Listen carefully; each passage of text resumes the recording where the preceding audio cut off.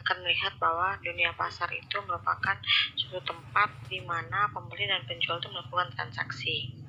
Jadi adanya seller yang menawarkan produknya, terus ada konsumen yang akan membeli barangnya.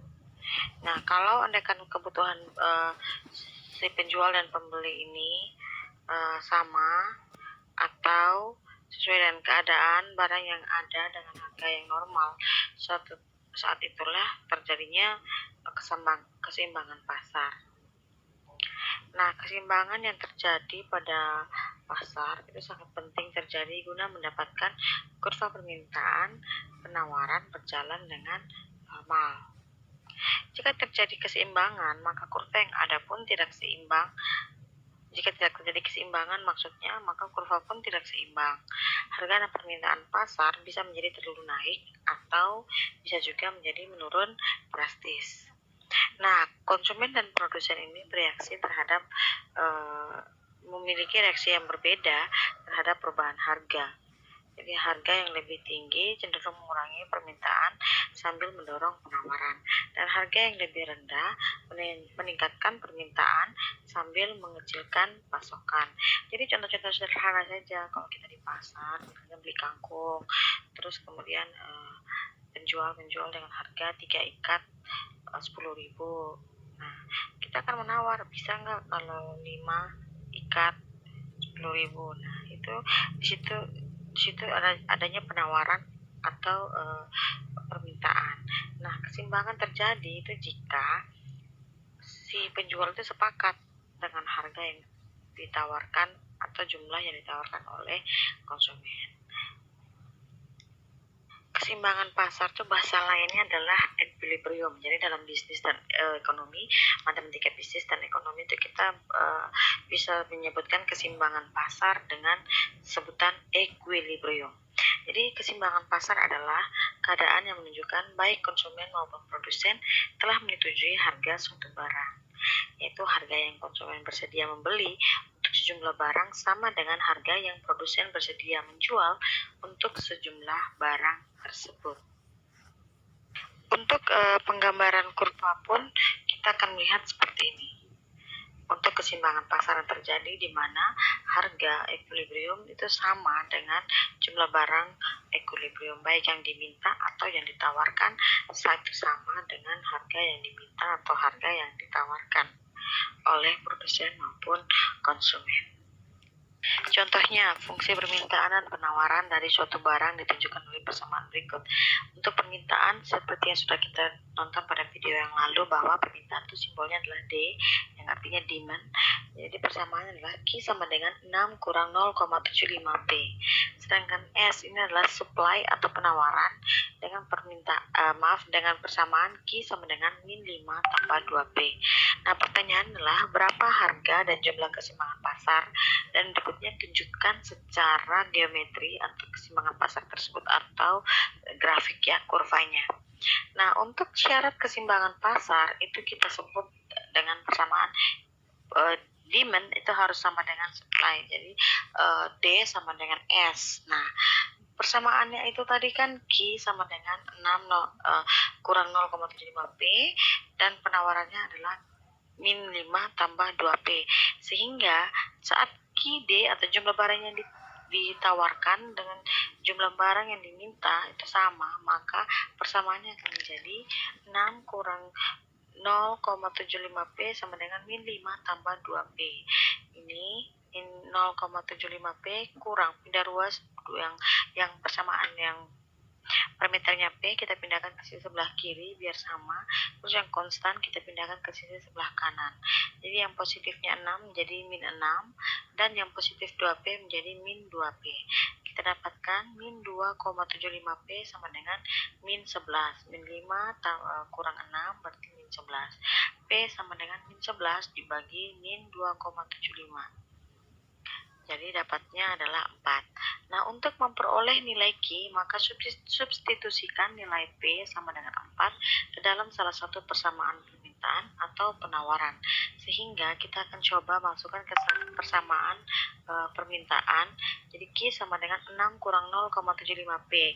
Jika P-nya 4, maka 6 6 kurang 0,75 kali 4, dapatnya 6 kurang 3, karena 0,75 dikali 4 dapatnya 3. 6 kurang 3 dapatnya 3, jadi Q-nya adalah 3. Jadi harga dan jumlah kuantitas keseimbangannya adalah 3, kuantitasnya 3 dan harganya 4, atau equilibrium 3,4. 3 dan 4 ya. Jadi koma di sini tulisan ini bukan mengartikan bahwa dia adalah desimal, melainkan 3 ini adalah Q dan 4 ini adalah P. Berarti equilibrium terjadi saat jumlah barang yang diminta maupun ditawarkan sebanyak 3 dengan harga dan yang diminta maupun ditawarkan sebanyak 4. Nah, berikutnya, bagaimana kalau kita menunjukkan ke kurvanya? Maka langkah pertama sama seperti video-video yang lalu, yaitu kita akan mencari untuk persamaan pertama ya, untuk persamaan permintaan. Jika P-nya 0, maka Q-nya adalah 6. Kenapa 6? Karena min 0,75 kali 0 itu hasilnya 0. Jadi 6 kurang 0 berarti 6. 0 ini. Jika Q-nya 0, maka P-nya adalah 8. Berarti titik potongnya adalah 0,8.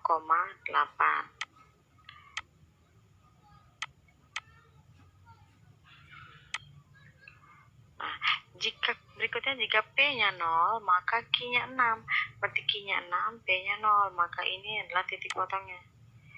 Titik potong 6,0. Nah, berikutnya untuk fungsi penawaran, Q sama dengan min 5 tambah 2P. Nah, jika P-nya adalah 0, maka Q-nya adalah min 5. Berarti titik potong pertama yaitu min 5,0.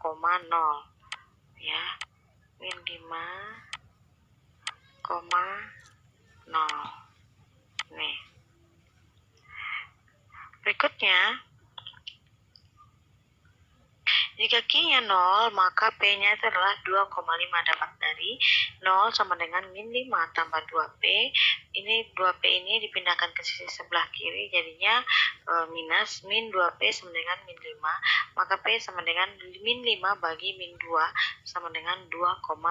Berarti titik potong berikutnya adalah 0,2,5.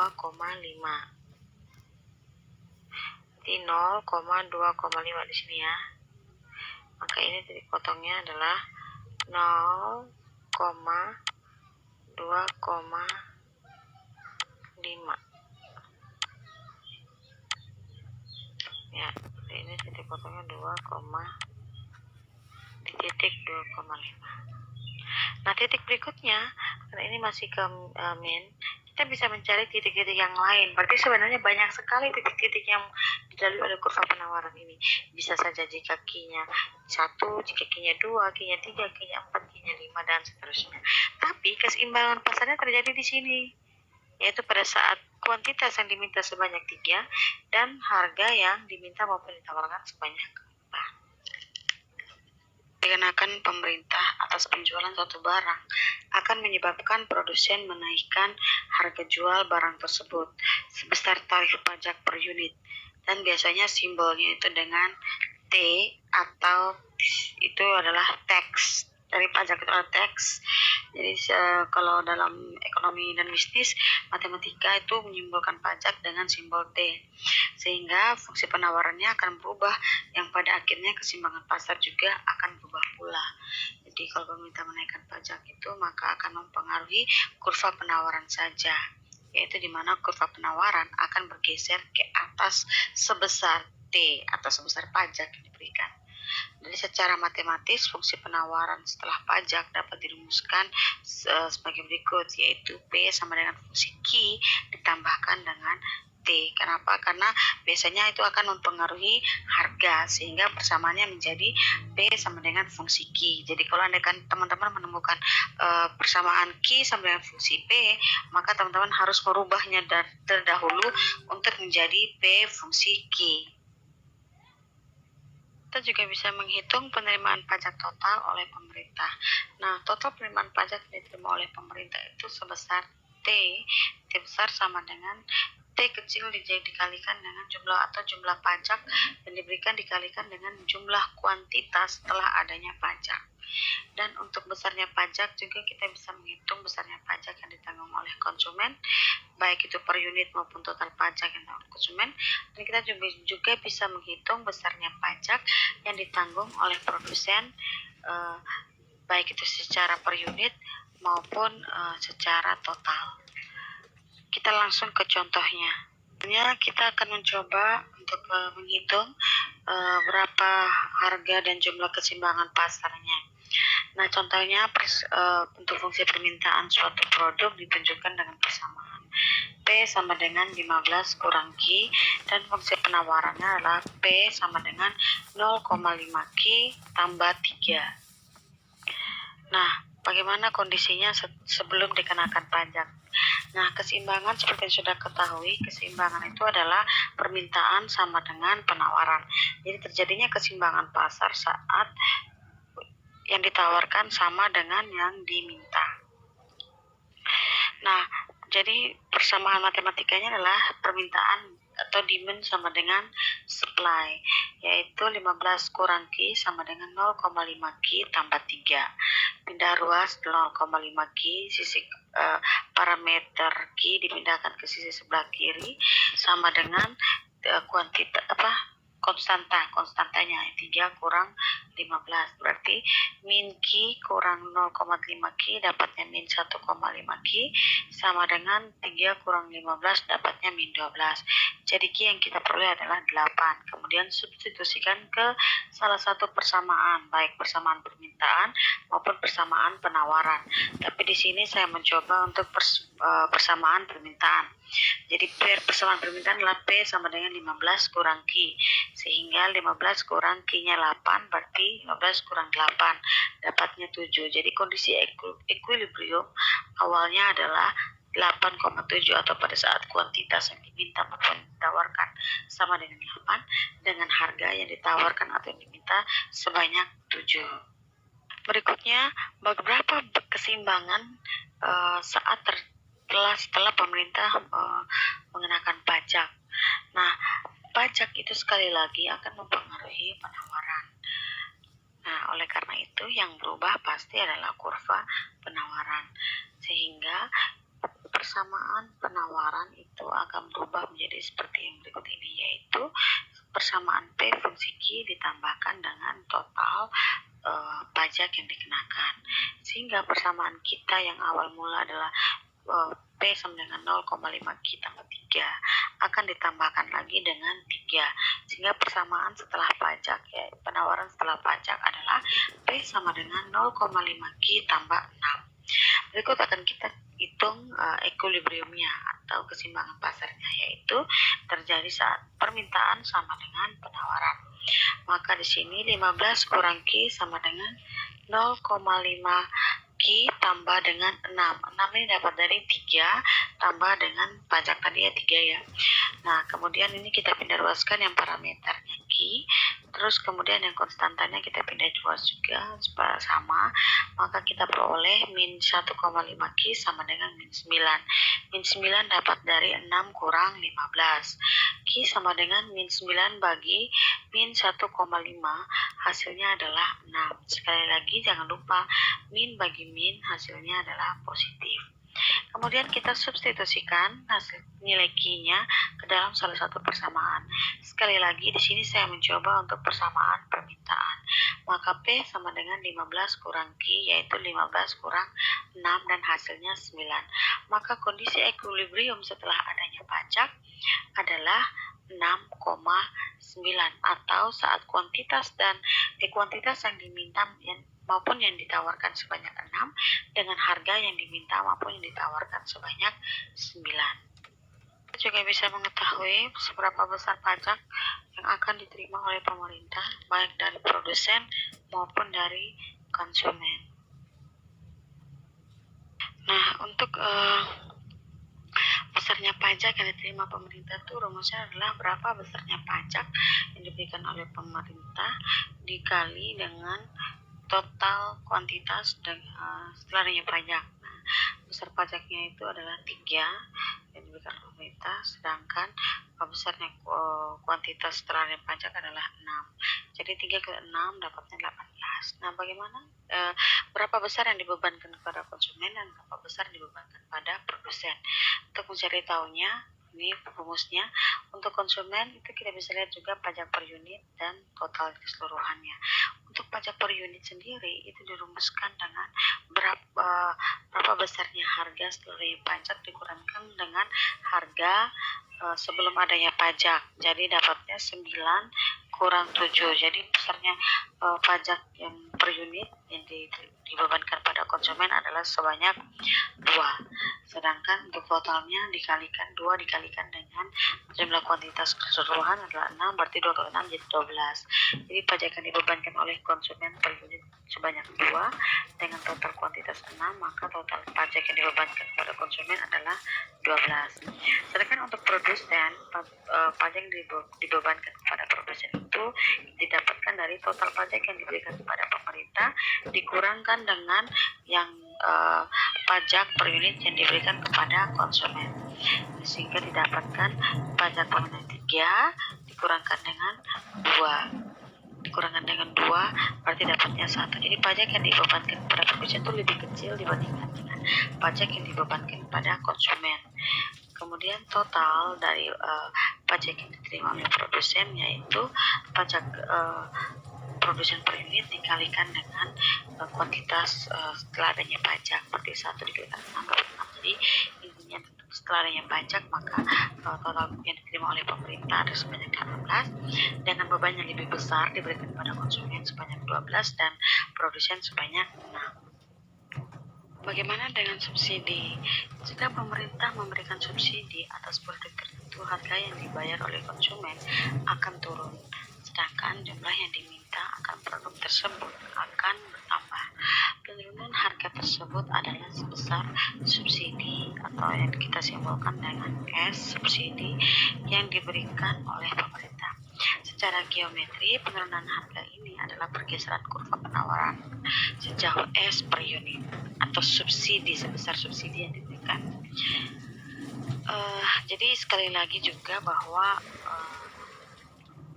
subsidi ini mempengaruhi kurva penawaran dan juga akan mempengaruhi harga, yaitu penawaran yang setelah diberikan fungsi penawarannya akan menjadi P fungsi Q dikurangkan dengan S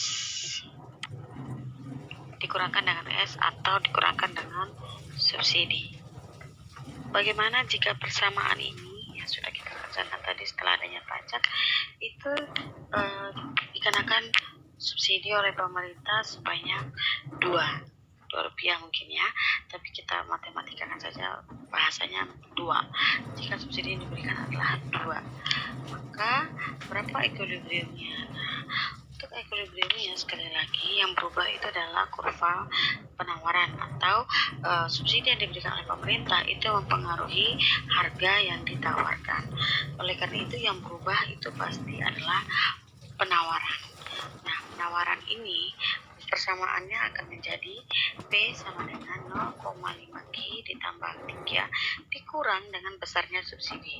Nah, besarnya subsidi yang diberikan oleh pemerintah itu adalah 2. Jadi dikurangkan dengan 2 sehingga hasilnya adalah P sama dengan 0,5 Q tambah 1. Karena 3 kurang 2 adalah 1. Nah, kondisi equilibrium itu terjadi jika adanya permintaan sama dengan penawaran. Sehingga persamaannya menjadi 15 kurang Q sama dengan 0,5 Q tambah 1. Yang parameter Q kita pindahkan sama seperti yang kita lakukan pada equilibrium yang persamaan pajak.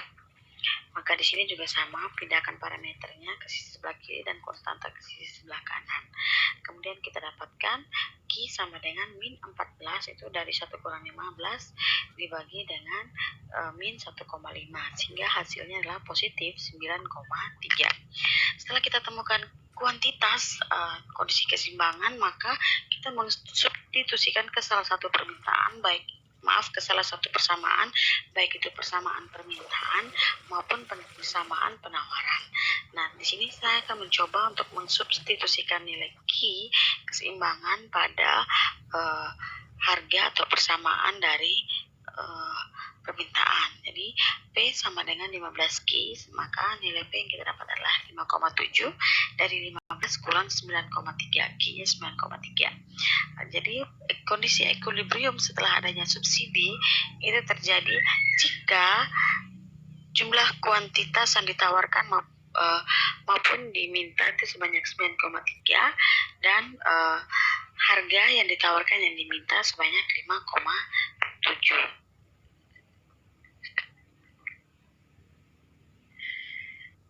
Nah, untuk besarnya subsidi yang diberikan oleh pemerintah itu didapatkan dari besarnya subsidi dikalikan dengan jumlah kuantitas dan jumlah kuantitas yang diminta maupun ditawarkan setelah adanya subsidi. Jadi itu kuantitas keseimbangan. Kita juga bisa mengetahui berapa besar subsidi yang akan dinikmati oleh produsen dan berapa juga yang akan dinikmati oleh konsumen. Besarnya subsidi yang akan diberikan oleh pemerintah itu didapatkan dari besarnya subsidi 2 dikalikan dengan jumlah kuantitas setelah adanya keseimbangan pasar, setelah adanya subsidi itu 9,3, maka total yang akan diberikan oleh pemerintah adalah 18,6. Nah, berapa besar subsidi yang akan dinikmati oleh konsumen dan berapa besarnya subsidi yang akan dinikmati oleh produsen. Untuk konsumen per unitnya itu adalah 1,3 dan untuk produsen per unitnya itu adalah 0,7. Jadi 1,3 itu didapat dari harga sebelumnya dikurangkan dengan harga setelah adanya subsidi. Jadi dapatnya adalah 7 dikurangkan dengan 5,7 sehingga dapatnya 1,3. Sehingga total yang dinikmati oleh konsumen adalah 12,05. Dapat dari total subsidi yang dinikmati per konsumen per unit dikalikan dengan kuantitas yang diminta maupun ditawarkan. Dapatnya 12,5. Kemudian besarnya yang dinikmati oleh produsen adalah 6,51.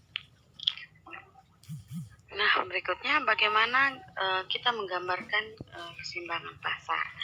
Nah, kita akan pertama mencoba untuk menggambar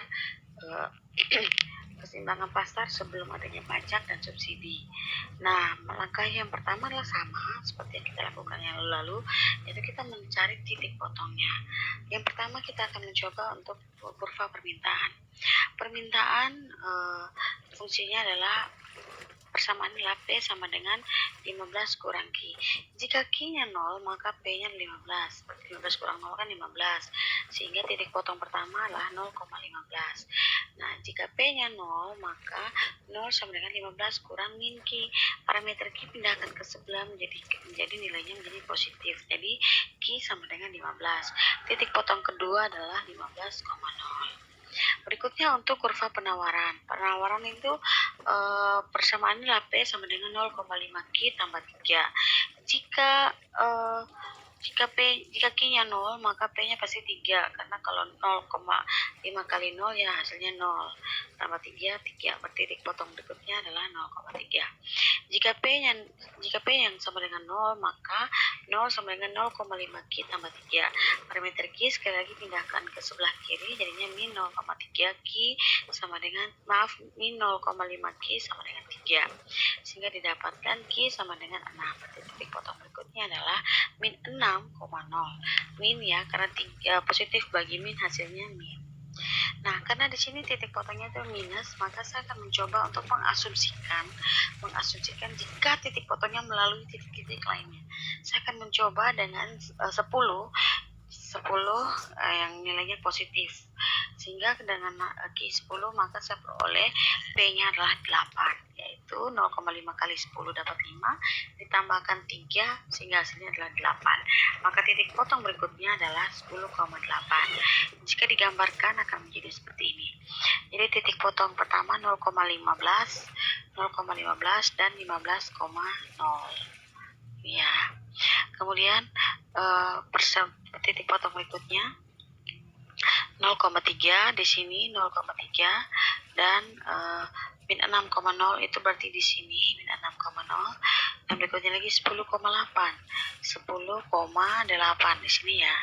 Berarti intinya adalah kurva penawaran maupun kurva permintaan ini dilalui oleh titik-titik tertentu sebanyak apapun gitu ya. Jadi bisa saja saya mencari jika Q-nya sama dengan 5, jika Q sama dengan 2, jika Q sama dengan 3, bisa juga Q sama dengan 20 gitu. Jadi sepanjang garis horizontal maupun garis vertikal. Tapi kita akan mencoba dan menentukan titik-titik tertentu yang bisa kita tarik garis lurusnya sehingga membentuk kurva penawaran.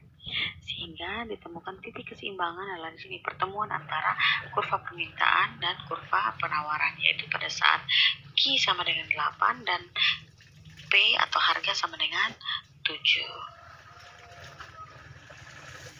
Nah, bagaimana setelah adanya pajak? Nah, sekali lagi kalau setelah pajak itu mempengaruhi penawaran, tidak mempengaruhi permintaan, sehingga pasti yang berubah adalah kurva penawaran. Oleh karena itu yang akan kita gambarkan sekarang adalah kurva penawaran.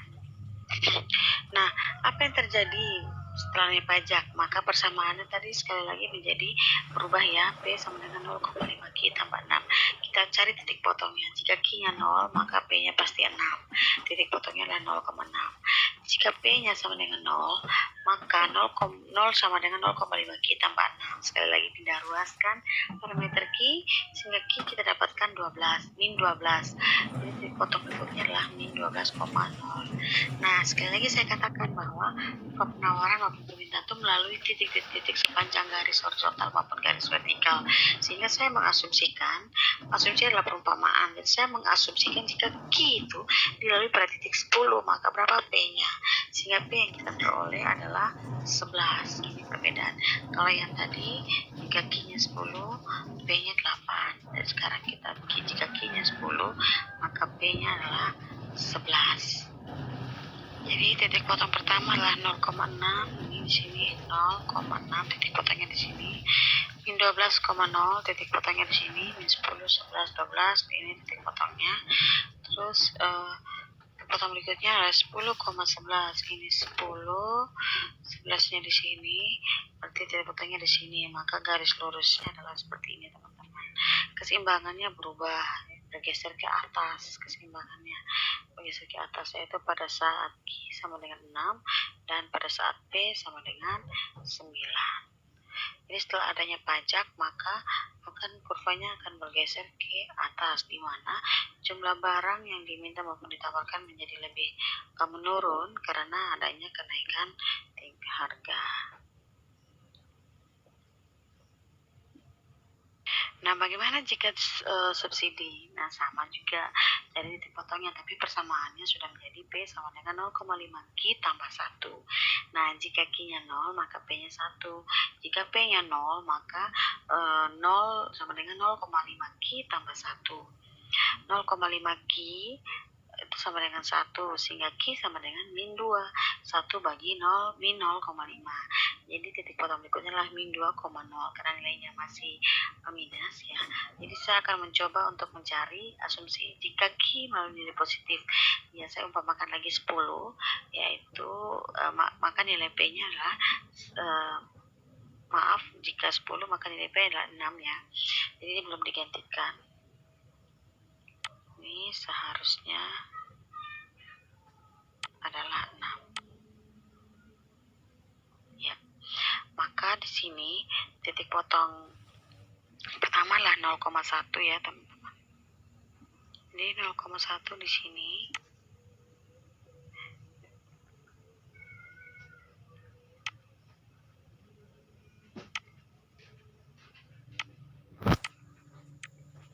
Terus berikutnya min 2,0 di sini. titik potong berikutnya 10,6. Ini 10, 6-nya di sini. Jadi ditarik garis lurus, hasilnya akan menjadi seperti ini. Nah, yang terjadi setelah adanya subsidi, maka kurva penawarannya akan bergeser ke bawah atau geser ke bawah ya, dari kurva penawarannya sebelum adanya pajak dan subsidi. Yang terjadi adalah dengan adanya subsidi, maka jumlah barang yang diminta maupun ditawarkan akan bertambah. Kenapa? Karena terjadinya penurunan harga. Jadi yang awalnya itu 7 menjadi 5,7, dan yang awalnya itu 8, kuantitasnya 8 ya, akan meningkat menjadi 9,3. Jadi dengan adanya subsidi akan menaikkan harga, menurunkan harga dan menaikkan jumlah barang yang diminta maupun ditawarkan. Dengan adanya pajak, maka akan menaikkan harga dan akan menurunkan jumlah barang yang ditawarkan maupun yang diminta. Sekian penjelasan tentang keseimbangan pasar dan pengaruhnya setelah adanya pajak dan subsidi. Semoga penjelasan ini bisa membuat teman-teman mengerti dan bisa membuat teman-teman mampu menjawab soal-soal latihan. Oke, semangat belajar dan terima kasih.